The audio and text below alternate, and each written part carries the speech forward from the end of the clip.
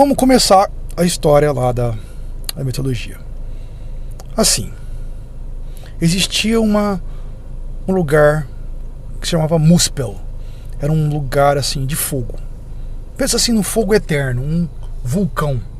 Como se fosse um vulcão, como se fosse lava, que só um lugar de lava. Não existia nada a não ser Muspel e do outro lado distante um reino de gelo. Um reino de gelo eterno. Então, de um lado você tem um reino de fogo, um fogo eterno, que é chamado de Muspel. Dentro desse fogo eterno vivia uma criatura que se chama Surd. Ele tem uma espada flamejante. Como fez, como saiu, não sei, cara. Isso é mitologia nórdica. Não conta de onde esse cara pegou uma espada. Se às vezes nem é uma espada, as pessoas falam espada, é alguma coisa que ele pegou e fica pegando fogo, vai saber.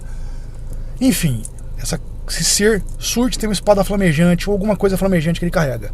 Mas todo mundo fala que é uma espada. Ele fica com essa espada flamejante e vive lá, nesse lugar. Não faz mais nada, ele só vive lá. Do outro lado você tem esse lugar de gelo que chama Niflheim. E Niflheim é só gelo.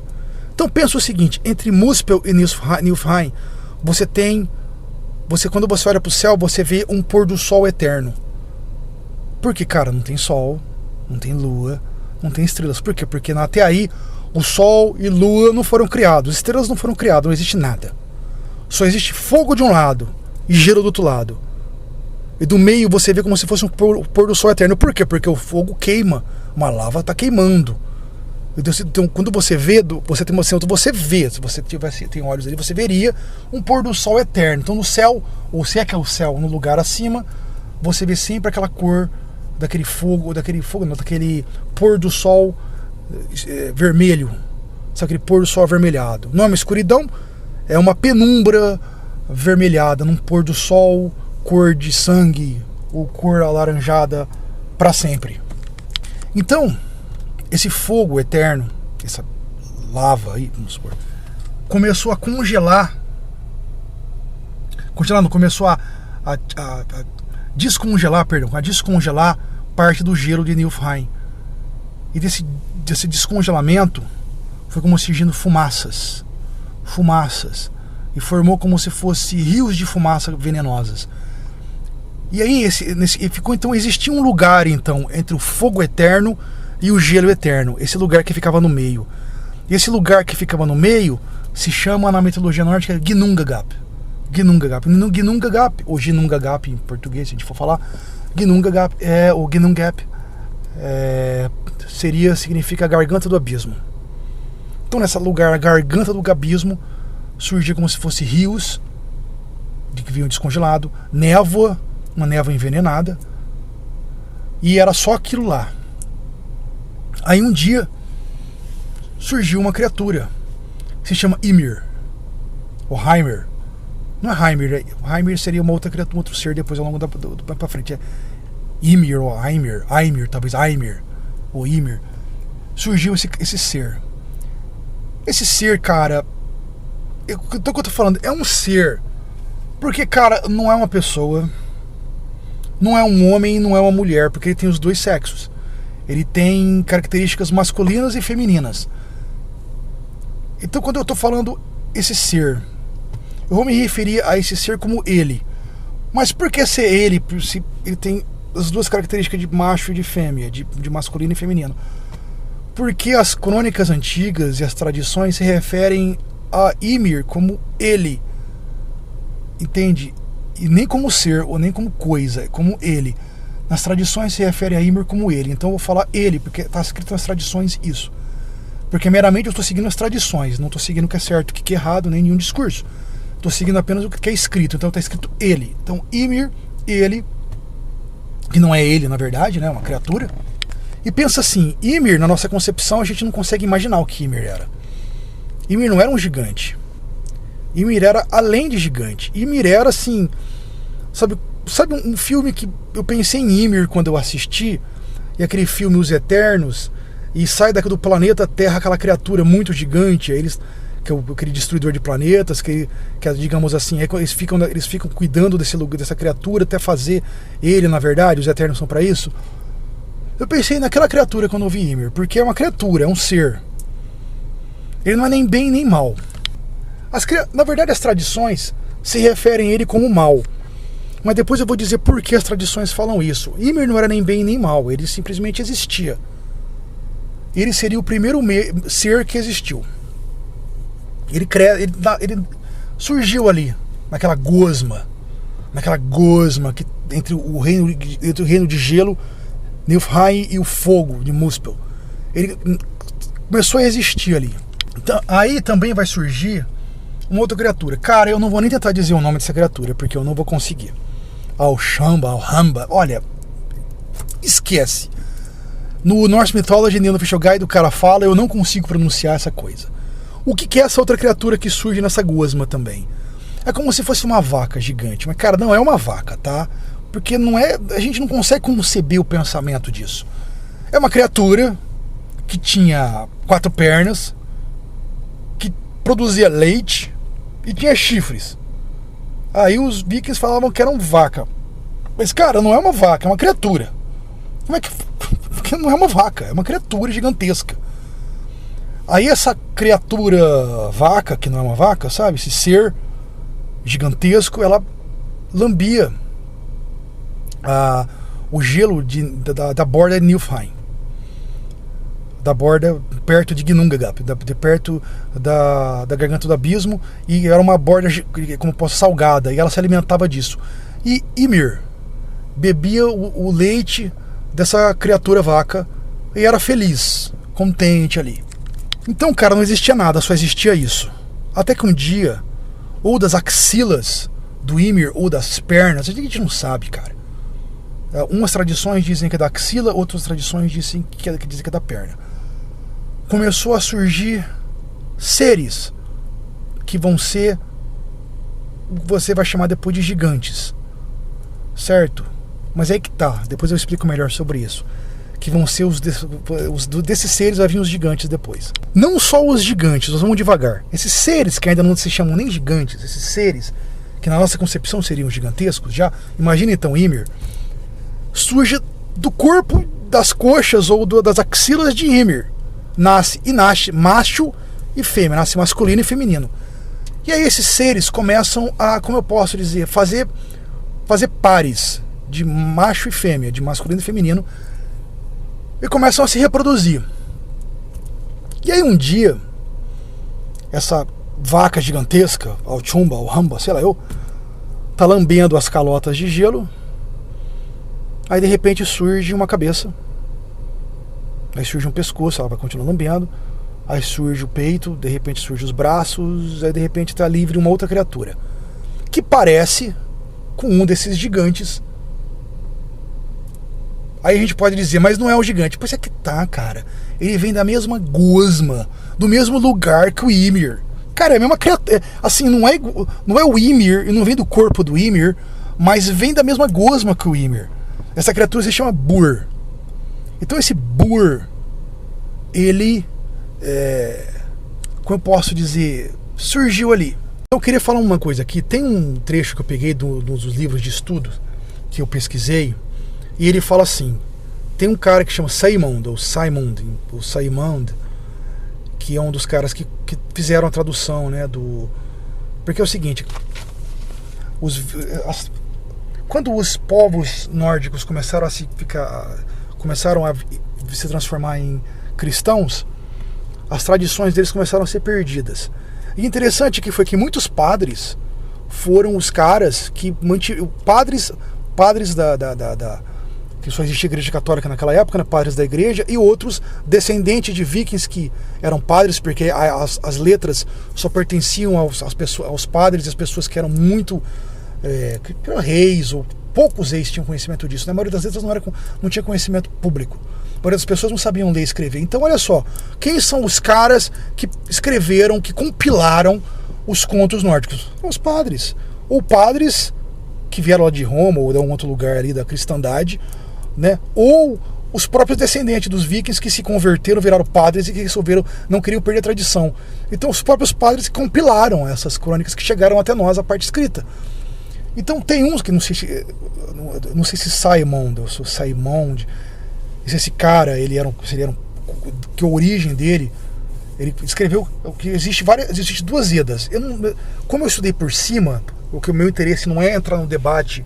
Quem faz esse debate é o Norse Mythology, The Unofficial Guide, no Spotify. Eu não estou fazendo esse debate, eu só quero contar as histórias e os contos nórdicos.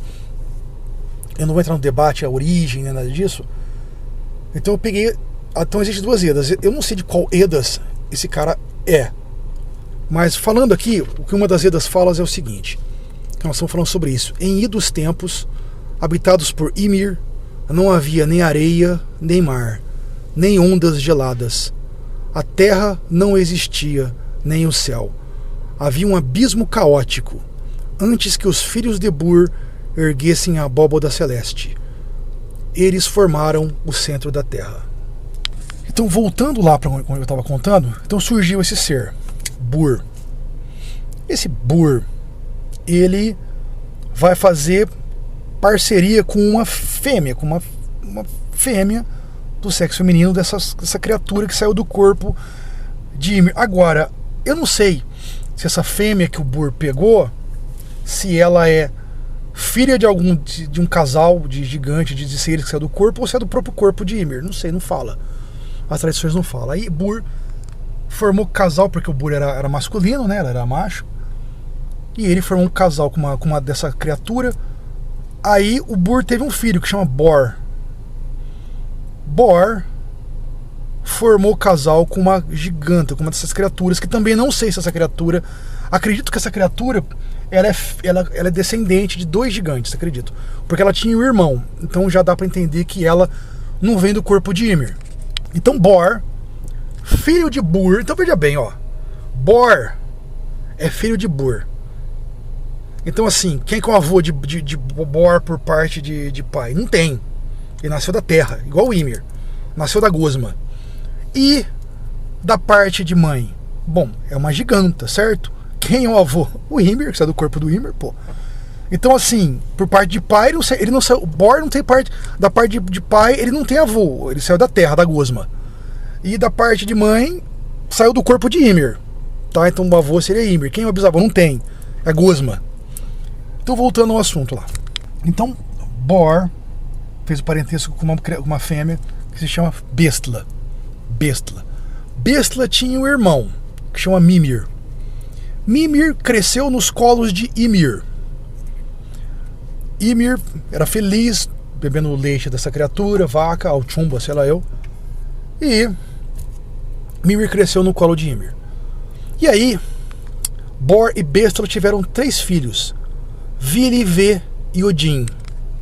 Mas é aí que tá. Todo mundo tava ali feliz bebendo o leite da vaca.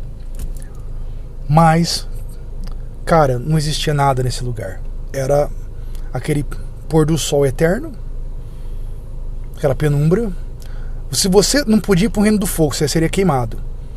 Você podia começar a escalar o gelo, mas você não podia ir muito longe. Até porque lá longe você não veria muito, a luz começaria a desaparecer, porque quanto mais longe do fogo, mais escuro é, e automaticamente você não sobreviveria no gelo eterno.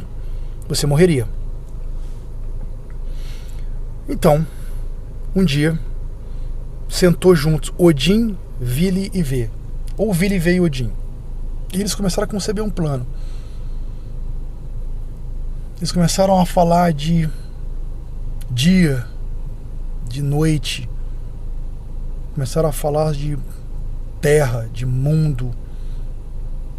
Começaram a falar de céu. Mas isso não existia. Tudo era apenas uma possibilidade. Essas coisas não eram reais ainda. Essas coisas nem tinham nomes. Eles estavam dando nomes ali naquela hora. Nada disso existia.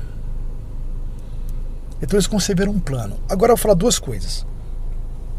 Vou falar minha imaginação. Não é porque eu vou contar minha imaginação aqui. E vou falar o que as crônicas dizem, né? O que as tradições contam. As tradições contam uma coisa. Eu vou contar minha imaginação também. Porque minha imaginação é minha imaginação. Tipo assim, aí depois alguém ouve e fala: ah, mas você tá contando mentira. Não, cara, peraí. Eu tô falando minha imaginação e as crônicas. Porque eu não tô dizendo que a minha imaginação tá certa de maneira nenhuma. O que tá certo são as crônicas, tá? Porque na hora que eu imaginei essa história na minha cabeça, eu imaginei de outra maneira. Nem que é de outra maneira, porque as crônicas não contam tudo. Então eu imaginei assim, eu tive uma imaginação. Então vamos lá. Vili Ve e Odin planejaram uma coisa. Então para começar, as tradições contam que o que vai acontecer daqui para frente foi só Vili, Ve e Odin que fizeram. Foi um ato cometido por Vili, Ve e Odin. Só isso, não comentam mais nada. Então Vili, Ve e Odin fizeram o que tinham que fazer para criar o que estavam imaginando. As tradições não contam sobre o que eu vou falar agora. Mas na minha cabeça, na minha imaginação, eu imaginei que Vili, Ve e Odin não fizeram sozinhos. Eu imaginei que Vili, Ve e Odin se acertaram com Mimir e planejaram com outros seres gigantes isso. Não com todos, não, com a minoria, digamos assim. Aí eles planejaram com uma minoria de fazer o seguinte, para poder criar o mundo. Então Vili, Ve e Odin foram atacar Ymir. Por quê? Porque, cara, Ymir é o potencial de tudo. Tudo vai ser feito em Ymir. Ymir é o mundo, cara. Ymir é o universo.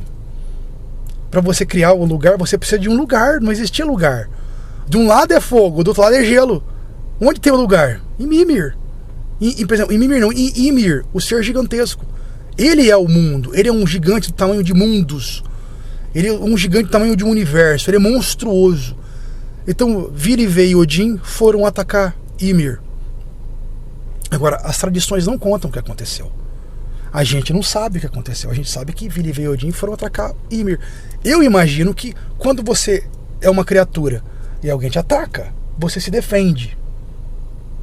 Então eu acredito que Ymir foi pego de surpresa, mas começou a se defender. Surpreso. Ele foi surpreso e começou a se defender. E nessa começou o que acontece?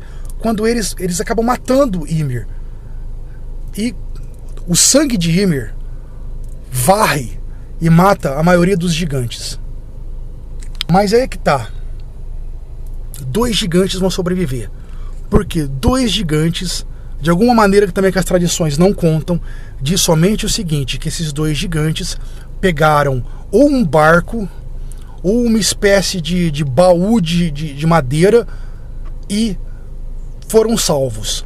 Talvez outros gigantes que não participaram da trama, ou 2 gigantes, ou outros gigantes viram o que ia acontecer, queria que sua espécie fosse salva e conseguiu preparar um baú ou um barco para esses 2 sobreviverem. Ou talvez só um casal conseguiu ver. Ou talvez, sei lá, só 2 cabiam, enfim, por especulação. Aí tem outra pergunta. Mas, cara, como um baú de madeira se não tinha nada? Aí que tá, as tradições não dizem o que tinha dentro desse nada. Apareceu esse baú de madeira. A gente presume que existia madeira. Então existiam árvores. Talvez não, a gente não sabe. Tudo no mundo nórdico gira em torno de árvores. Então talvez existia, mas não diz, simplesmente apareceu, é o que a tradição conta. Então esses 2 seres sobreviveram. Eles entraram no barco, um macho e uma fêmea, do sexo masculino e feminino, entraram nesse baú, nesse barco, nessa arca, e conseguiram sobreviver essa enchente do sangue de Ymir. E daí Vili, Ve e Odin criaram como é que chamam, vamos lá, da carne de Ymir veio a terra, dos dentes de Ymir veio as areias, dos ossos de Ymir veio as montanhas, do cérebro de Ymir veio as nuvens,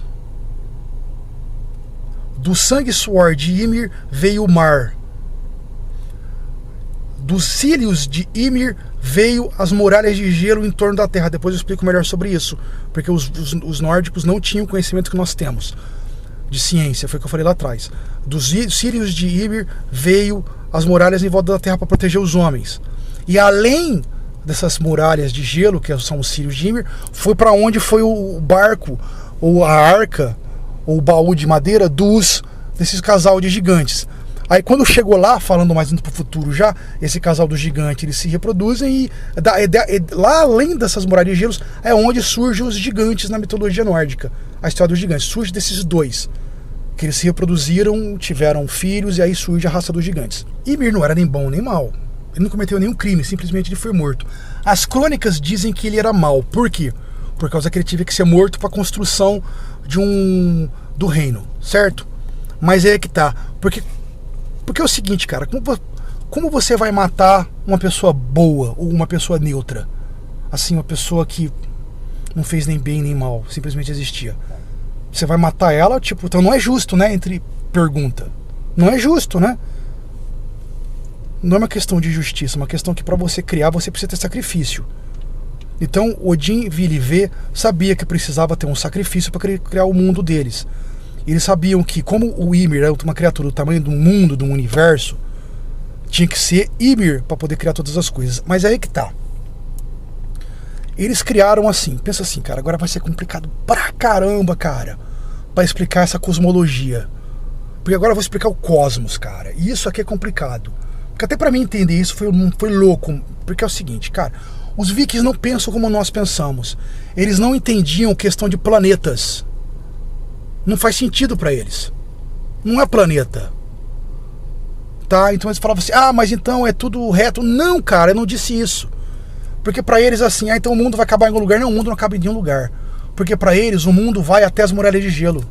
Porque pra eles o mundo é um lugar, é um mar com sangue de Ymir. Existe ilhas muito grandes, ilhas muito pequenas. Em volta dessas ilhas existe a muralha de gelo. Você não pode atravessar a muralha de gelo porque além é mundo congelado. Mas aí que tá o negócio, cara. Vamos lá. Pra começar, os vikings eram muito inteligentes. Porque, veja bem, os nórdicos, né? Os antigos nórdicos eram muito inteligentes. Porque é o seguinte, cara. O que são as ilhas muito grandes? Cara, continentes, porra. Veja bem o nosso mundo. É um mundo de continentes em torno de água. Ilhas e continentes em torno de mar. Então, tipo assim, o que era ilha pra ele? Ilha muito grande. Era o continente, são os continentes. Ilhas pequenas. Existiam ilhas, como a Inglaterra, por exemplo, é uma ilha. O Japão é uma ilha. Não que eles conheciam o Japão, tô fazendo só um exemplo, um comentário. Certo? Outra coisa, eles não conheciam muito bem o conceito de mar. Eles sabiam, por exemplo, eles falavam o rio oceano. O oceano para eles era um rio gigante. Era o rio oceano. Então existia dois tipos de rio. Um rio muito grande, que era o rio oceano, um rio, sei lá, podia ter um mar com outro nome, de Mediterrâneo, podia ser o rio Mediterrâneo. E para eles, existiam os rios, que são os rios comuns. Então era o rio oceano, o rio Mediterrâneo, ou os rios comuns. Tudo chamava rio para eles. O rio comum era rio de água doce. O rio grande, o rio oceano, o rio Mediterrâneo, era um rio era o mar que era um rio salgado. Então assim, você não podia sair desse reino. Tá, então vamos lá. Então vai existir 9 reinos. Vai existir Asgard, que é o reino dos Aesir ou Asa. Quem são Aesir ou Asa? Vamos lá. Agora fica tudo meio complicado, cara. Porque é o seguinte. Os Aesir ou Asa são os filhos de Bor. Porém, outros gigantes vão morar com eles. Nem todos são filhos então, nem todos são descendentes de Bor. Então, automaticamente, e muitos descendentes de Bor, de Bur e Bor, que casam com gigantes. Então, cara, veja bem, é tudo um conceito. Não existe espécie diferente, existe tribos diferentes. Então vamos lá, uma coisa que eu não falei também. Do corpo de Ymir, quando ele estava sendo morto, saíram do corpo dele os elfos e os anões. Enquanto os 3 irmãos construíam os reinos, faziam os mundos, os elfos foram para um lugar, os anões foram para outros. Então vamos lá. Existe o Asgard, que vai ser a morada dos deuses. Seria assim, vamos pensar assim, reino acima. Depois vai existir o reino dos Vanaheim. Reino dos Vanir. Reino do Vanir, Vana. Quem são os Vanaheim? Aí complica, cara. As tradições não diz quem são os Vanaheim. Os Vana. Não diz quem são os Vanir. A gente pode apenas supor. É uma suposição, cara. Uma suposição, porque o cara do The Norse Mythology, The Unofficial Guide, ele faz as mesmas suposições que eu tô falando aqui pra vocês, que são as seguintes. Ou eles são Aesir, uma tribo, um grupo diferente da Aesir saiu de Asgard e foi para Vanaheim e Middlegarden. Tá, depois eu fui pro reino dos homens, foi para os 2 lugares. Ou um grupo dos gigantes mais pacífico migrou para Midgard e depois para Vanaheim, ou eram altos elfos que migraram para lá. A gente não sabe. A gente não sei se é um elfo, são elfos poderosos, ou se são, como eu posso dizer, se são Aesir, ou se são gigantes. A gente não sabe. Mas veja bem, cara, os elfos vêm do corpo de Ymir. Saiu do corpo de Ymir, assim como os gigantes. Então, é apenas uma suposição. Se eles são gigantes, ou se eles são elfos, ou se eles são Aesir, todos eles saíram da mesma gosma, saíram do mesmo lugar. Não existe raças diferentes, cara. Existem tribos diferentes. Realmente, os elfos saíram depois do corpo morto, os elfos e os anões. Eles não são necessariamente igual aos gigantes. Porém, tá ligado? Eu não acredito que os Vanir são elfos. Para mim, os Vanir, ou eles são gigantes, ou eles são Aesir que migraram para Vanaheim, tá? Então, os Vanas, do meu ponto de vista, mas, cara, esse é o meu ponto de vista, eu não tô dizendo que o ponto de vista tá certo. As tradições não contam quem são os Vanir. Tudo bem, tá? Asgard, Vanaheim. Depois nós vamos para Alfheim, ou Elfheim. Alfheim, terra dos elfos. É o reino dos elfos. Depois nós vamos para Nidvalir, ou Svartalfheim. Cara, eu não sei falar Svartalfheim. Vamos falar Nidvalir. Nidvalir, reino dos anões. Ali que os anões moram. Os anões e os elfos negros moram em Nidvalir. Ali existem grandes montanhas. E os anões são construtores. Construtores de armas. São blacksmith. Ferreiros. Eles vivem em Nidvalir. Depois vai este Midgard, ou Midgard, que é Jardim do Meio, que é o reino dos homens, que é onde ficam os homens, a morada dos homens. Depois vai existir Jotunheim, terra dos gigantes. Porque como que são chamados os gigantes? Os vikings chamavam, os nórdicos chamavam eles de por que gigantes? Por causa que Jotun significa devorador de carne, ou devorador de pessoas, ou comedor, o que devora. Então Jotun significa isso. Então Jotunheim seria a terra dos gigantes, que não fica, depois a gente vai falar melhor sobre isso, que fica além das muralhas de gelo. Então, ou seja, o reino dos Jotun é dentro do reino dos homens, assim, fora, não dentro, fora do reino dos homens, além das muralhas de gelo. Tá. Depois vai existir os reinos primais. Os dois reinos primais, que são Muspel e Niflheim. E depois vai existir o mundo subterrâneo, The Underworld, que é o mundo dos mortos. Cara, eu falei aqui uma coisa, eu não deixei de falar uma coisa aqui importante, vamos lá. Eu falei que o mundo foi criado, né? Então, enfim, eles criaram o mundo. Então vou ter que voltar um pouco. Primeiro, não se conta na criação como foi feito o Sol e a Lua. Em alguns lugares da mitologia nórdica fala que a Lua é um olho de Odin. Em outros lugares da mitologia nórdica fala que o Sol é um elfo trazendo, não sei, uma coisa dourada na carruagem. Não conta como é que foi, da onde veio. Eu posso apenas presumir. Cara, isso aqui é presunção, mera presunção, porque não fala, e eu não peguei isso nas crônicas, e eu não peguei isso que eu vou falar agora em tradição nenhuma. Então você vai falar, é mentira, cara. Não é que é mentira, eu tô presumindo, cara. Eu tô apenas fazendo eu tô presumindo aqui, eu não sei se isso é real. Eu tô ousando aqui fazer isso, eu tô sendo ousado, porque não é real isso. Mas na minha cabeça foi assim, cara, o Sol, pensa assim, Muspel é um reino de fogo. É como se eles pegassem assim, cara, eu sei que isso não é real. Eu tô contando mitologia nórdica. Eu não tô falando que isso é real, ok? Pelo amor de Deus, hein? Porque pode ter pessoa falar, cara, você tá falando... Não, cara, eu tô contando uma historinha. Peraí. Tô falando mitologia nórdica, não vamos nos excitar, ok? Calma. É mitologia isso aqui, não é verdade. Em nenhum momento eu tô dizendo que é verdade, porque nem eu acredito nisso. Tem muita besteira aqui. Mas, cara, presumindo... Muspel é o reino de fogo, então digamos assim, Sol, fogo, Lua, uma coisa meio gelada, então Niflheim, gelo, tá? Então vamos lá. Então digamos assim, então na terra dos homens foi feito o Sol e a Lua. Tá aí Sol e Lua. Tem dia, Muspel. Você não pode ir pro Sol, senão você vai pegar fogo, certo? Muspel. Noite, Niflheim. Mas para não ficar completamente escuro, você tem a lua para te iluminar. Enfim, eu estou presumindo aqui. Não diz isso. Agora as estrelas, porém, vêm nas tradições. Quando Vili e Odin estavam fazendo o mundo, eles pegaram o crânio de Ymir, a grande criatura, pegaram o crânio de Ymir para fechar, fazer uma abóboda do céu.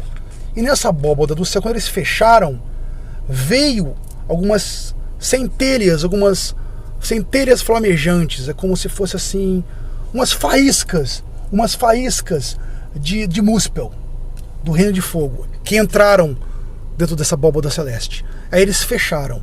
E essas centelhas flamejantes, essas faíscas, são as estrelas. Então vamos retomar aqui. Então, Midgard, mundo dos homens. Daí vamos lá. Então, falei de Asgard, 1. Vanaheim, 2. Alfheim, 3. Midgard, 4. Muspel, 5. Niflheim, 6. E Helheim, 7. Jotunheim, 8. E Helheim, que é o Hel, que é o submundo, 9. Então a gente fechou 9 reinos. Midgard é a criação que a gente vê as estrelas, o sol e a lua e o mundo dos homens. Tá, tudo bem. Vamos continuar aqui. Vou retomar aqui porque eu acho que eu me perdi. Ó. Vamos lá, Asgard, lar dos deuses, onde Odin estabeleceu sua morada. 1, 2. Alfheim, reino dos elfos, criaturas belas quanto ao sol. Tá? 3. Nidvalir ou Svartalfheim, lar dos anões e elfos negros, onde vivem sobre as montanhas e fazem suas criações impressionantes. 4. Midgard ou Midgard, mundo dos homens, que é o mundo que habitamos. Depois vamos lá. 5. Jotunheim, onde os gigantes de gelo e os gigantes das montanhas vivem. Tá? 6. Vanaheim, lar dos Vanas, dos deuses Vanir. 7. Niflheim, gelo e névoa. 8. Muspel, mundo em chamas. 9. Helheim, submundo dos mortos. Então vamos lá, fazer um outro comentário aqui das Edas da Eda de Saemund, do Seimund, sei lá. Da carne de Ymir a terra foi formada, de seus ossos as montanhas. Do céu veio o crânio daquele gigante gelado, e de seu sangue o mar. Falando do cosmos, eu vou ter que voltar um pouco, porque eu falei do mundo dos homens, mas não falei dos homens. Então eu vou contar agora a criação dos homens. Depois eu volto para cosmologia. Porque tudo isso é cosmologia. Porque não tem mundo e não tem história se não tem homens. Vamos lá.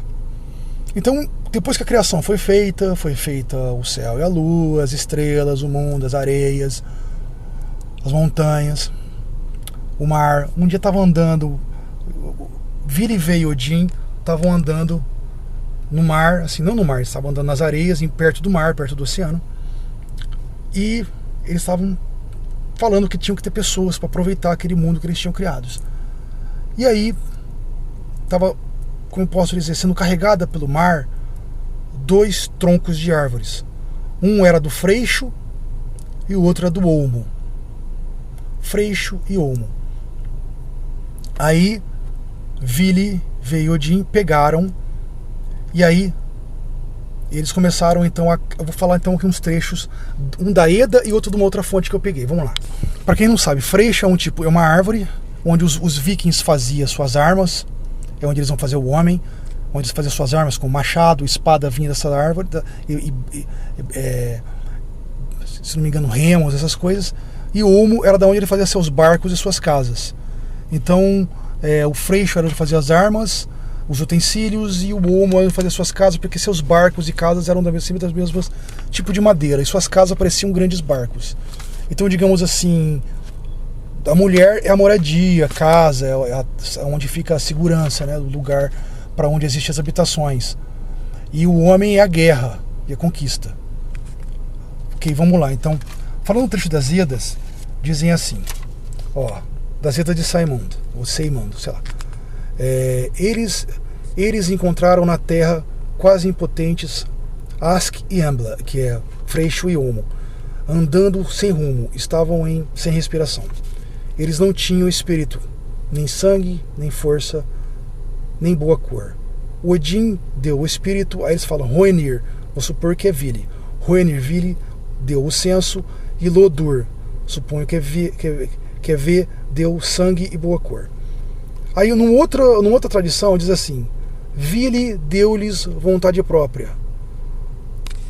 Vontade própria, poder mover-se e desejar. V, Deus deu-lhes a forma humana, ouvidos e olhos e lábios. E Odin soprou a vida dentro deles. Os 3 irmãos fizeram roupas para ambos. Então, de Freixo e Olmo, de acordo com as tradições vikings, eles são os pais da humanidade. Interessante assim, cara, para os vikings, para os antigos nórdicos, tudo era ligado aos barcos. Os barcos eram a representação de tudo. Toda a vida, não barcos, perdão, tudo ligado às árvores, perdão, porque o barco foi da madeira da árvore, tudo é ligado às árvores, tudo é ligado, porque assim, pensa o seguinte, os barcos vêm da árvore, os utensílios vêm da árvore, suas casas eles faziam muitas vezes em meio de uma árvore muito grande. Toda a vida deles é baseada em árvore. Obviamente o homem e a mulher, segundo a tradição e concepção deles, vem de uma árvore. Então na concepção deles, o homem veio do freixo, que é a árvore que eles usavam. Depois veio também a mulher, do olmo.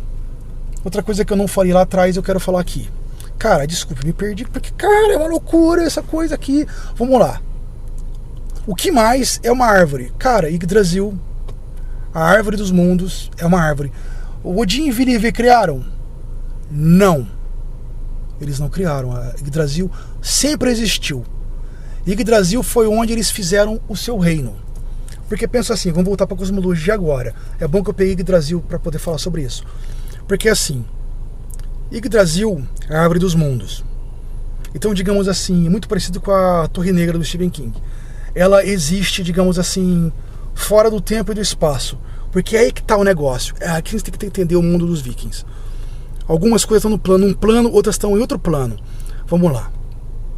Então, digamos assim, para os vikings existem reinos acima e reinos abaixo. Pensa assim, cara.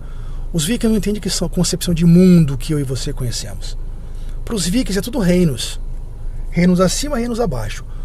Um reino acima é Asgard. Então, digamos, Asgard fica lá em cima, lá nos galhos acima de Yggdrasil. E um pouco embaixo, lá em cima também, Alfheim, depois Vanaheim, depois desce um pouco mais lá embaixo, perto de Midgard e Nidvalir, mais pro lado, mas ainda assim não no mesmo plano que Midgard. Aí Jotunheim existe no mesmo plano que Nidvalir. Nidvalir não, por exemplo, no mesmo plano que Midgard. No mesmo plano, como assim, cara? No mesmo reino. No tronco da árvore. Aí vai descendo reinos abaixo. Aí vem lá embaixo Muspel de um lado, e do outro lado completamente extremo Niflheim, e lá embaixo nas raízes, como eu posso dizer, é o submundo. Mas é assim, cara? Não é que é assim, cara. É assim que é fácil pra você e eu entendemos, cara. Porque é como se fosse assim. Pensa no seguinte, cara. Yggdrasil não é uma árvore como eu e você conhecemos, nem como eles conheciam. Yggdrasil é um conceito de realidade que eles podem ligar todos os reinos. Então é fácil para explicar para você reinos acima e reinos abaixo. Como reinos acima, os troncos lá em cima, e reinos abaixo, as raízes da árvore. Só que é o seguinte, cara, não é que é assim. Porque é o seguinte, como se estivesse também tudo dentro do mesmo plano, dentro do mesmo lugar. São conceitos da realidade. Tá? Então, como é que são esses conceitos? É como se estivesse tudo na mesma dimensão, só que em outra dimensão, não na mesma dimensão física que eu e você. Então pensa assim, como se fosse outro espaço-tempo, tá ligado? É uma 7ª dimensão, sei lá, vai saindo para outras dimensões. Então, digamos assim, o que está dentro do nosso plano, o que está dentro de Midgard, no Jardim do Meio? Olha, cara, eu sei que é difícil, peraí. Pensa assim, tá? Em Midgard é o reino dos homens. Pensa assim, como se fosse uma terra, ela é completamente reta. E ela é protegida com as muralhas de gelo. Você não pode atravessar as muralhas de gelo, até porque além delas é o reino dos gigantes. Então assim, é Yggdrasil que mantém os reinos unidos. Essa árvore fora do tempo e do espaço que existe, sempre existiu e sempre vai existir. Sem essa árvore não existe nada. É ela que liga todas as realidades. Então vamos lá. Então existe esse Midgard. E no mesmo plano que o dos homens, além das muralhas de gelo, existe Jotunheim. O que existe também além disso? No extremo norte, olha que interessante, no extremo norte, lá longe, no nosso plano físico ainda vai existir Niflheim. Ou seja, Niflheim também tá aqui? Tá, de certa forma, tá, cara. Assim, você nunca vai conseguir chegar lá se você pensasse que isso é real, porque não teria como atravessar as marés de gelo, mas enfim. Mas vamos supor, na minha concepção dos vikings, na realidade, na concepção de realidade deles, sim, estaria no plano físico. Lá no extremo norte, tá Niflheim. No extremo sul, o que tá no extremo sul? O Poço da Urd. Então existe também 3 seres, que, cara, não fala a origem, suponho que são gigantas, que existem desde os primórdios, não diz quem elas são. São as Nordas, as fiandeiras do destino de todos os seres. Existem outras fiandeiras, mas são as fiandeiras do destino.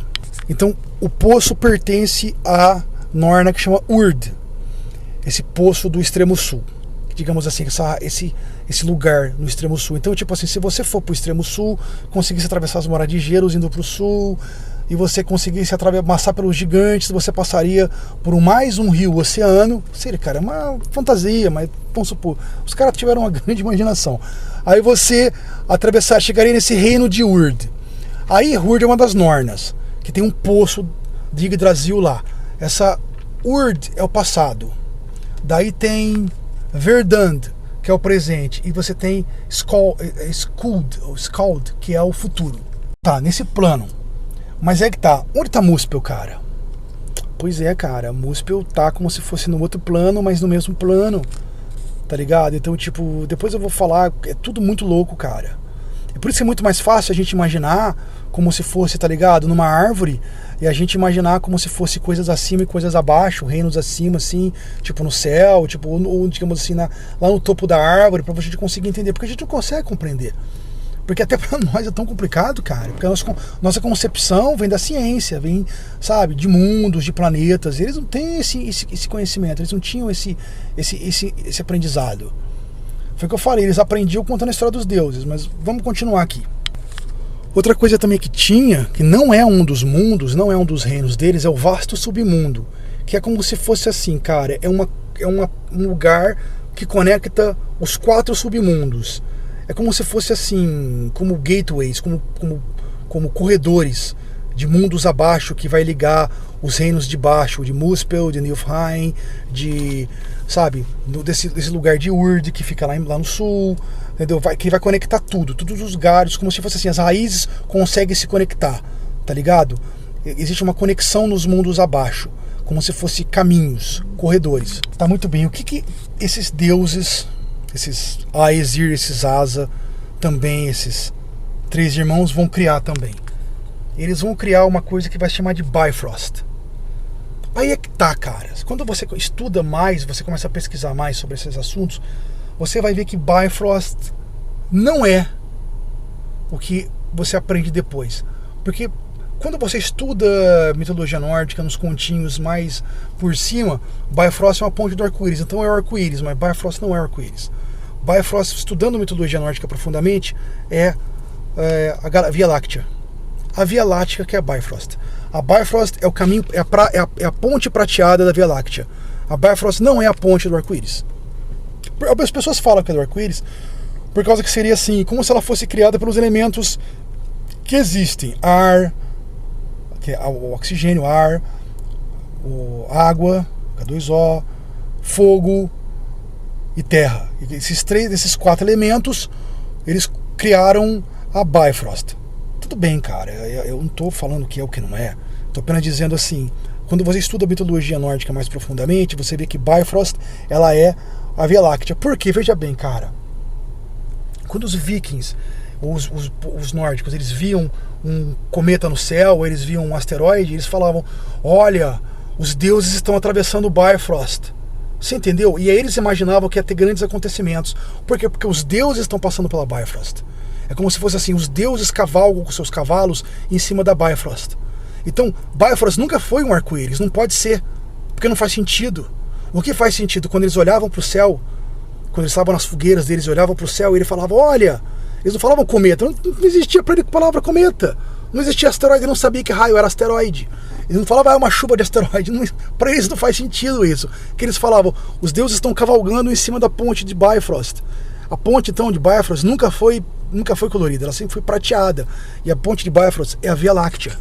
Eu vou contar uma história agora aqui, de uma das fontes que eu peguei. É o seguinte, cara.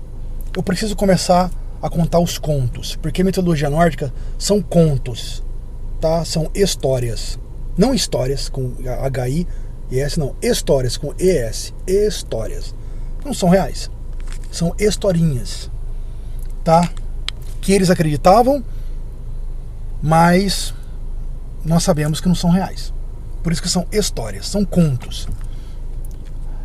Eu acho muito legal, porque eles criaram uma civilização baseada em muitas dessas histórias. Algumas não têm pé nem cabeça. Porém, o importante para eles foi passar para as próximas gerações tradição, cultura do que é certo e errado. Então vamos lá.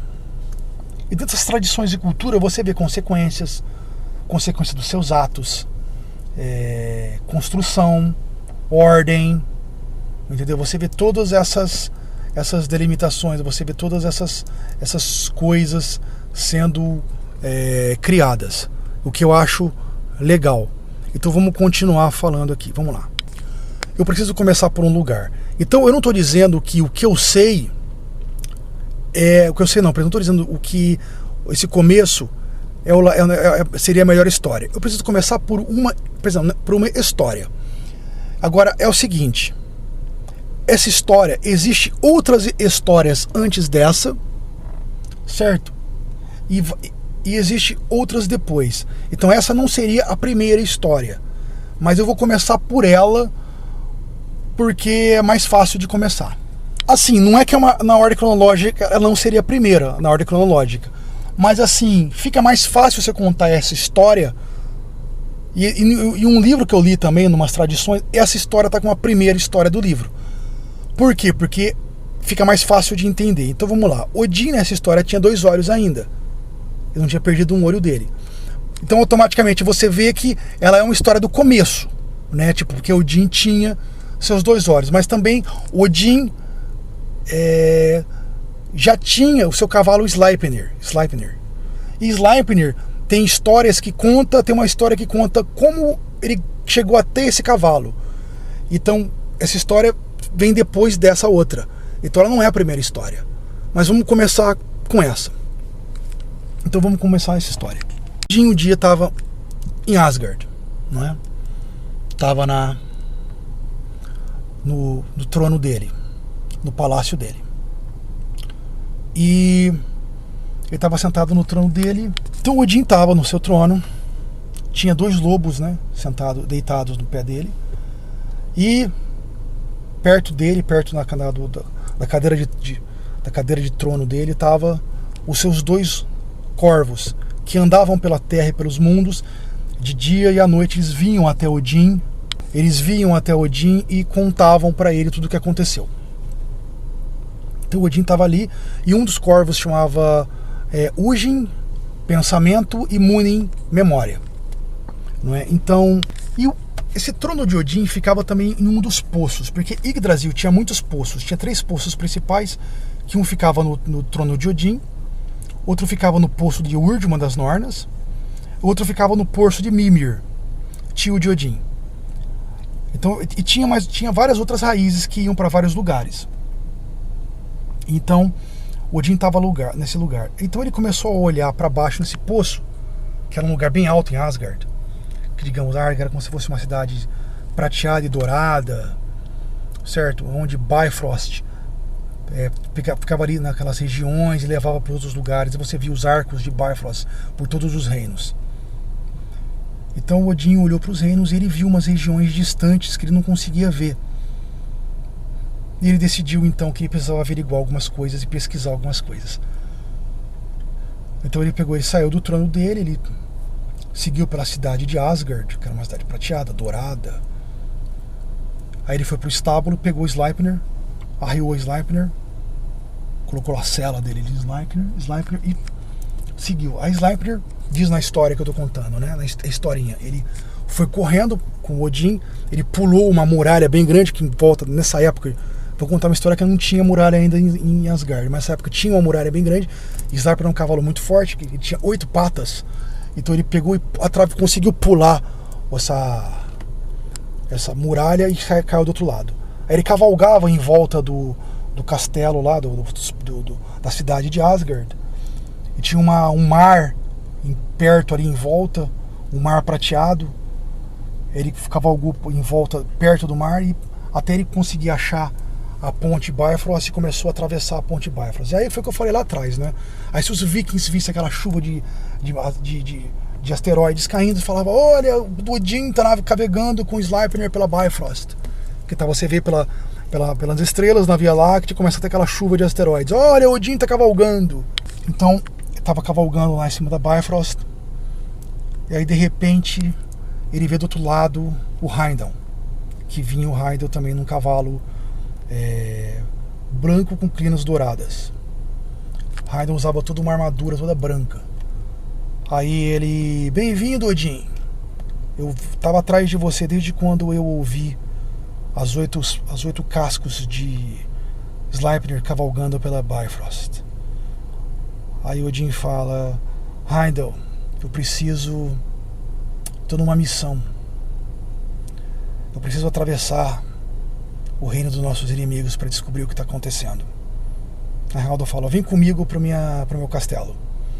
Que o castelo do Heimdall ficava como se fosse na junção, na fronteira entre o mundo dos homens e o mundo como posso dizer, e o reino dos gigantes, como se fosse assim, nas muralhas de gelo. Pensa assim, cara, como é que ele relata que fica o castelo do Heimdall? O castelo do Heimdall fica assim, fica em cima de uma nuvem, e de noite ele emite uma luz de fogo, mas embaixo ele é uma montanha redonda, e quando os inimigos atacam o castelo de Heimdall, sai uma chama de fogo. Cara, pensa um pouquinho, o que é isso, cara? Um vulcão, cara. Só que é um vulcão inativo. Eles, como se fosse numa ilha meio distante, tem um vulcão e eles conseguem ver essa ilha distante, os vikings ou os nórdicos. E lá, esse vulcão, não inativo, mas um vulcão, como eu posso dizer, que não está em erupção, mas ele ainda está meio que funcionando, mas ele não está apresentando ameaças naquele momento.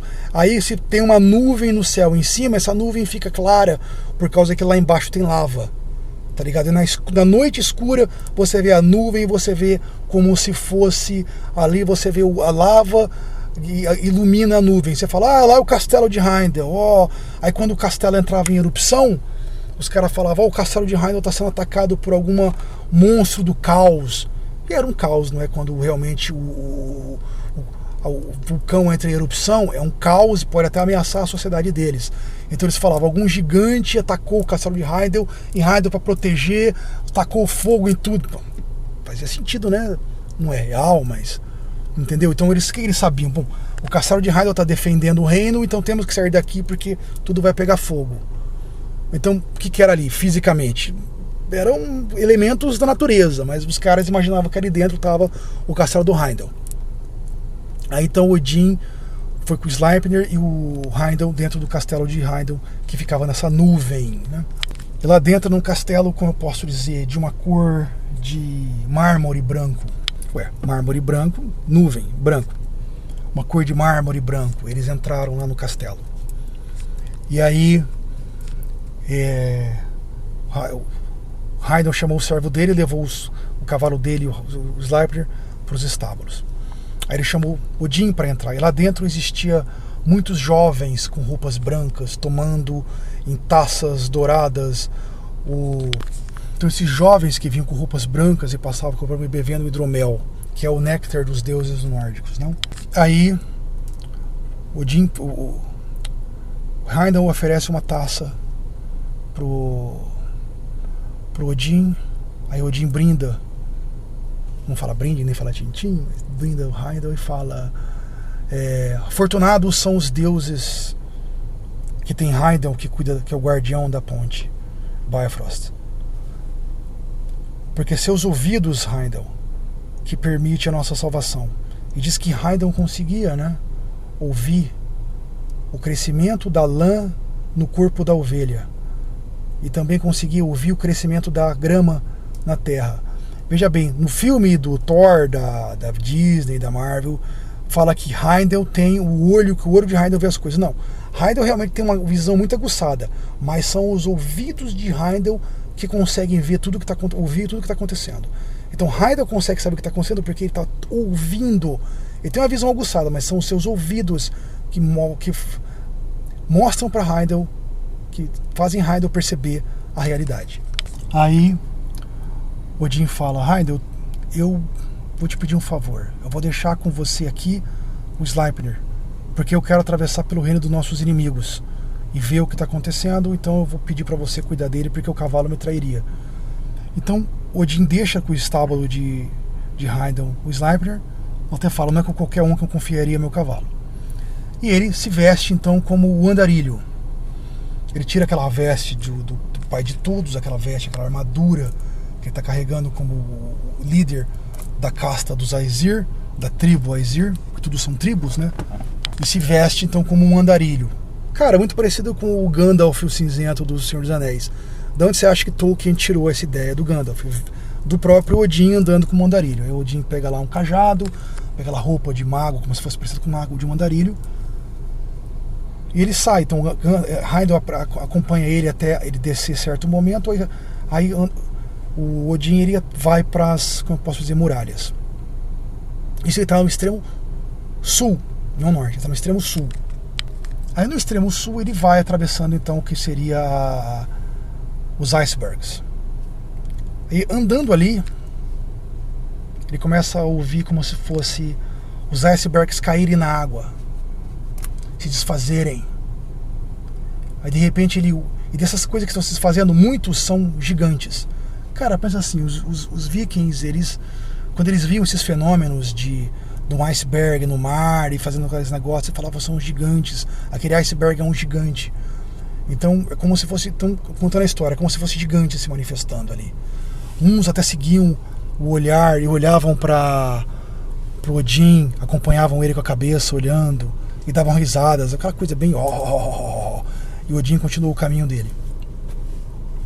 Até chegar um momento que já não era mais gelo. Aí é que tá, ele está atravessando para Jotunheim. E lá dentro de Jotunheim, mais para frente, não é mais gelo. São grandes montanhas, e montanhas bem gigantescas. E lá ele viu os castelos dos gigantes, que são montanhas além da imaginação. Montanhas bem enormes. E de repente ele viu grandes massas de pedras que eram gigantes de pedra. E alguns começaram a olhar ele e a seguir ele. E aí um pegou um porrete e começou a seguir ele, com um porrete de pedra. Aí outros vieram atrás. Não sabiam que ele era Odin, mas vieram atrás para matar ele. Aí Odin saiu correndo. Porque Odin não é uma pessoa. Odin é um asa, é um Aesir, que é que nem eles, cara. De uma maneira um pouco diferente, mas é que nem eles. E saiu correndo e conseguiu correr mais rápido que essas criaturas. Aí de longe Odin ouviu o grito deles. Tá. Até que Odin chegou num rio-oceano. Chegou num mar, num outro mar, que ele tem que cruzar. Aí nas crônicas, nas histórias, ele vai pegar uma espécie de tronco, vai subir em cima desse tronco e vai atravessar o mar pro outro lado. Aí ele chega no outro lado. Lá no outro lado já não é tão mais, como eu posso dizer, monstruoso como das terras de Jotunheim, escura, além do reino dos homens. Mas ali você vê uma eterna penumbra. É como se fosse assim, cara. É uma eterna penumbra. E assim, porque é o seguinte, é como se fosse assim, aquela luz distante de Muspel tá pegando ali. É quando esses reinos, tanto no sul quanto no norte, distante, a luz de Muspel pega ali. Como, cara? Não sei, não faço ideia como é contada a história. Tô contando o que diz a historinha, certo? Vamos lá. Então é tipo assim, não tem sol, não tem lua ali. Nesse lugar, além do mar, além do rio, oceano, depois de Jotunheim. Já ali, já é perto do poço de Urd. Já é outra terra. Talvez até outro reino. Ele estava em outro lugar. Enfim, como se você cruzasse, você atravessasse esse oceano, você cruzava para outro reino. Mas, cara, nenhum homem cruzaria. Se a gente entrasse para essa historinha e levasse ela como realidade, coisa que não é, nunca foi. Enfim. Mas ele pode, ele conseguiu. É a mesma coisa que assim, fazer documentário que, entre aspas, Bifrost não pode ser cruzada por homens. Bifrost só pode ser cruzada pelos deuses. Os deuses fizeram Bifrost para, digamos assim, só os deuses conseguem entrar em Bifrost. Por quê? Porque os deuses têm o segredo de Bifrost. Porque se um outro ser, que não são os deuses, que não são os Asa, ou talvez até os Vanas, que tem a ligação com os Asa, tentar cruzar, vai pegar fogo, vai se destruir no processo. Então um homem não conseguiria atravessar Bifrost, a não ser que tivesse o segredo, teria que ter passado pelos Aesir. Então Bifrost tem um segredo de proteção. Sim, Bifrost tem um segredo de proteção, porque senão os gigantes, que são inimigos dos deuses, eles atravessariam Bifrost e entrariam para o mundo dos homens ou para o Asgard e destruiriam o reino dos deuses e o reino dos homens. Fecho aspas. Continuando a história. Aí ele chega nesse outro lugar, que tem montanhas muito altas também. Daí ele vai andando, atravessando as montanhas. Aí de repente ele vê um pântano, sempre na penumbra daquele fim de tarde vermelhado. E sempre aquele fim de tarde, não existe nunca noite e não existe nunca dia, não tem sol, não tem lua. É sempre um fim de tarde, uma penumbra de fim de tarde avermelhado. É sempre, esse é o céu, não muda de cor. Então esse fim de tarde eterno, ele vai seguindo como um andarilho, até que ele vê como se fosse uma grande caverna. Aí ele atravessa e desce como se fosse assim. E nessa caverna, essa grande caverna de uma montanha, é como se fosse descesse para as profundezas da terra. Então ele vai entrar nessa caverna, que como se fosse uma entrada, ele entra nessa caverna. Aí dentro dessa caverna, cara, como se existisse ali uma espécie de, mais para baixo, ele está indo para um outro lado, ele quer atravessar essa caverna para o outro lado, e ele vai como se fosse assim, passar por dentro da montanha. Então assim, chega um momento que vai existir uma bifurcação. Vai existir como se fosse uma divisão para dois caminhos. Um desce mais para a profundeza da terra, e lá na frente tem um grande portão. E o outro vai subindo, que vai para cima, vai subindo e vai ser do outro lado da montanha. Então assim, aí quando ele ouve, assim, quando ele indo para ele não desce para as profundezas, ele vai seguir para o outro lado da montanha, ele continua o caminho reto. Só que assim, ele ouve bater nesse portão como se fosse um grito, uma criatura. E que se fosse assim, cara, aquele é o caminho para o submundo. Ali embaixo é embaixo do reino de Urd. Porque é o seguinte, todos os julgamentos são feitos no reino de Urd. Então os deuses viajam por Bifrost, para o reino de Urd, para fazer os julgamentos.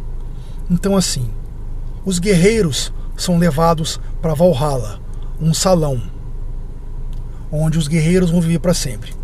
Assim, eles vão lutar todos os dias, os guerreiros bravos, eles vão lutar todos os dias, e quando eles morrerem, eles vão tomar uma espécie de um líquido, esse líquido vai permitir eles viverem. Então metade assim, vamos supor, pensa assim, não vai ter só isso, vamos supor, tem 100 guerreiros. Dos 100, 50 mata 50. Então os 50 que morreram vão receber esse líquido e vão viver de novo. E os que estão feridos e vivos vão beber do líquido e vão se curar. Aí à noite eles vão comer de um javali. O javali é um javali gigantesco. Esse javali, toda noite ele é morto e a carne dele é servida no jantar. Aí no dia seguinte ele é vivo de novo, ele é feito vivo de novo, uma espécie de magia, certo? E aí na outra noite ele vai ser morto de novo. Ele vai ser a comida desses guerreiros até o momento, até a batalha final. Depois eu vou falar sobre a batalha final, então não vou falar sobre isso agora. Então esse lugar se chama Valhalla, esse salão, que assim, na concepção dos vikings, não na nossa concepção, a gente pode imaginar o que quiser no mundo de hoje, como se fosse uma coisa tecnológica, como se fosse uma coisa parecida com um filme de Thor. Mas a visão dos vikings era um salão muito grande, que tinha escudos e lanças, e os guerreiros viviam lá. Era chamado de Einhar, e os Einhar viviam lá. Eles iam lutar com os deuses na batalha final. Então quem levava os Einhar? As Valquírias. Então Odin tinha 9 filhas, e essas 9 filhas de Odin, elas iam e pegavam, digamos, o espírito, ou o corpo, não o corpo, que o corpo ia ser enterrado, mas parte do espírito ia levar para esse Asgard, e ali ele ia ganhar um corpo como se fosse o corpo dele terrestre, e ia viver de novo nessa luta até a última batalha. E também, agora os outros mortos era uma outra questão. Aí os que não foram mortos como guerreiros nobres da batalha iam ser julgados, não no poço, mas existia como se fosse um salão de julgamento. E Odin e os outros deuses, junto com Urd, que ela representa o passado, que é a dona do poço, ela ia para esse salão e lá ia ser feito o julgamento. Então, os nobres, eles iam para uma espécie de reino. E eles iam esperar para o seu rei justo.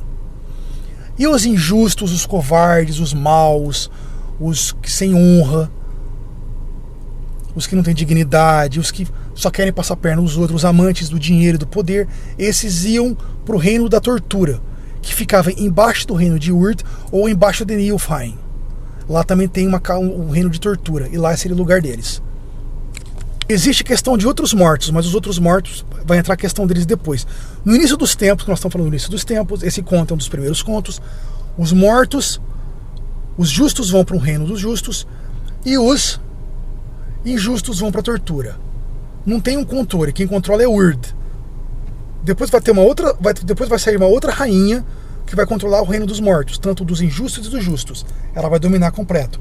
Mas nesse momento, quem comanda o reino, quem participa do julgamento junto com os deuses e que comanda o reino dos injustos e justos é Urd, uma das Nornas. Vamos continuar a história.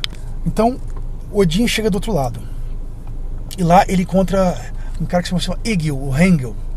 Esse Egil, ele também é um dos guardiões, como Heimdall. Egil, ele é o guardião que toma conta do que nenhum ser pode entrar nem sair. Nenhum ser pode entrar no mundo das torturas, que são do submundo, e nenhum ser pode vir do mundo da tortura ou do submundo para o mundo dos homens. Então Egil era aquele guardião que toma conta que fica tomando conta do reino dos vivos e dos mortos. Então os vivos não podem ir para baixo e os mortos não podem ir para cima, porque Egil, o Hengil, é o guardião que toma conta disso. Então ele também foi determinado por Odin para tomar conta desse lugar. Então Odin encontra ele e fala: pô, afortunados são os deuses, Hengil, que tem você como guardião do submundo. E então a criatura que estava gritando nesse portão que descia para o submundo embaixo da montanha é uma criatura que chama Gorm. Esse Gorm é um cão dos infernos, uma criatura gigantesca. Esse cão que toma conta também é um outro guardião, só que ele fica lá dentro da montanha do submundo, como se fosse um tártaro dos mundos nórdicos, certo? E esse Garm que toma conta de lá. Então um Hegel fica na superfície, ele não deixa os de cima vir para baixo. E Gorm é o que fica no submundo, que não deixa os de baixo ir para cima. Então como se você tivesse dois guardiãos. Só que Hegel também ele permite, tipo assim, ele toma conta, se Gorm tentar subir para a superfície, é Hegel que tem que enfrentar esse cão dos infernos. Então vou continuar a história. Sim, cara. Retomando aqui a minha história, Garm não é um lobo. Vai existir um lobo mais para frente, mas Garm é um cão dos infernos. Não é um lobo. Ele é uma criatura muito feia, não é nem um cão, é uma criatura muito feia e monstruosa. Retomando. Aí Hegel pergunta para Odin: lá em Atravessando de Jotunheim eles tentaram te pegar, não foi, pai de todos? Se eles soubessem que você é Odin, eles sentavam com mais afinco em tentar te matar. Ele fala assim: eu me disfarcei por causa disso, eu queria olhar como é que tá acontecendo aqui. Porque é o seguinte, cara, por que Odin falou lá atrás que o Hengil era abençoado, tal, que era afortunado? Porque os olhos de Hengil vê tudo. Os ouvidos de Heimdall ouvem e os olhos de Hengil vê. Então, Hengil tem os olhos afiados, mais afiados que o de Heimdall. Aí Odin fala para Hengil, né? Eu vim aqui porque eu estou em busca de conhecimento. Porque Loki ameaça meu reino. Aí ele fala assim: Odin, o pai de todos, eu sei que Loki ameaça seu reino, porque eu sempre vejo ele em Asgard, mas também sempre vejo ele em Jotunheim. Ele tenta se esconder de mim nas sombras, mas meus olhos conseguem ver além das sombras. E Odin fala para Hengil: eu sei disso. Por isso que eu estou aqui em busca de conhecimento. Porque eu tenho uma aliança com Loki que não pode ser desfeita. E eu fiz essa aliança quando eu achava Loki inocente. Mas hoje Loki É um traiçoeiro que ameaça o meu reino. Que ameaça o meu reino e o reino dos homens. Então eu preciso tomar medidas. Aí ele fala: seus olhos, Hengel, os ouvidos de Heimdall e a força de Thor são nossa maior força contra Loki e os Otum. Aí agora eu preciso ir. E Odin então ele parte. Aí ele segue para esse caminho de montanhas, né? Aí tem um trecho de umas montanhas que ele começa a ver assim, ele vai estar nesse reino ainda perto do poço de Urd, nesse reino bem ao sul. Só que ele vai ver como se fosse assim, cara. Ele vai ver montanhas, e montanhas que são feitas em palácios, que são construções. Então ele vai ver de repente construções de esculturas gigantes de dragões, só que não são dragões, são esculturas de dragões de pedra, mas não são dragões de pedra, feitos de pedra, não são dragões vivos que viraram pedra, não, são esculturas feitas por anões. Então existiam anões ali, só que não era Nidavellir ali. Ali era aquele lugar de Poço de Urd, mas ali também moravam certos gigantes e certos anões. Nesse lugar morava anões, então ele começa a ver que essas construções de pedra são de anões, e de repente ele vê um palácio de anões. E nesse palácio ele vê que existia como se fosse construções de... Em volta de construções, em vigas de construções, é como se fossem feitos várias, como eu posso dizer, esculturas de serpentes e dragões em volta desses palácios, e nos olhos tinham rubis que brilhavam no céu vermelho, tal, toda uma coisa toda bela num dos palácios. E de longe você ouvia como se fossem marretas. Então um desses palácios vai ser de um anão famoso que chama Sindri, que é um dos maiores blacksmith, os maiores ferreiros. A história desse Sindri vai ser contada mais pra frente. Aí o Odin passa pelo palácio desse Sindri, mas ele continua pra frente. Aí de repente ele vê uma montanha distante de mármore. Ele vai em direção dessa montanha. E em volta desse lugar tinha muitas colinas, muitas pequenas florestas e lagoas. E vários animais pacíficos ali. Tipo, como se fosse um lugar, tipo um lindo lugar. Já não era aqueles lugares selvagens que ele andou no começo. Aí ele vai andando por lá até ele chegar próximo dessa montanha que vai tipo como se fosse gigantesca, como se as bordas chegassem até o céu.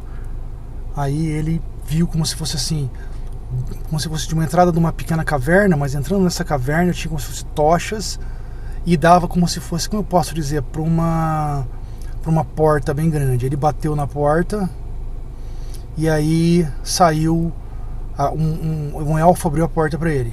Aí ele entrou mais para dentro da caverna, aí passou por uma porta ainda maior. Aí do outro lado dessa porta, como se fosse assim, era um vale bem grande assim. Essa montanha ficava em volta do vale, tipo assim, que essa montanha como se fosse ela ficava em volta desse vale.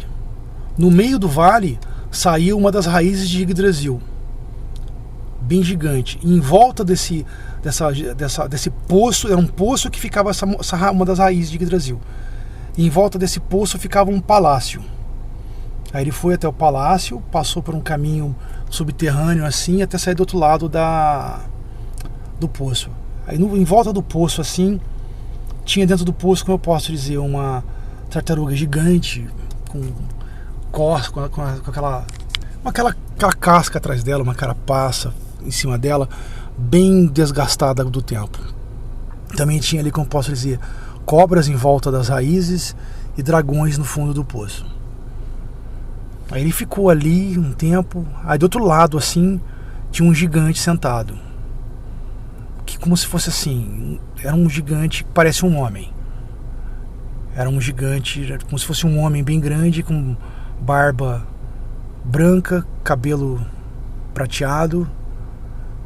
Em volta do pescoço dele ele carregava um chifre que se chama, tem dois nomes, né? Pode ser chamado de Gjallarhorn ou Heimdall.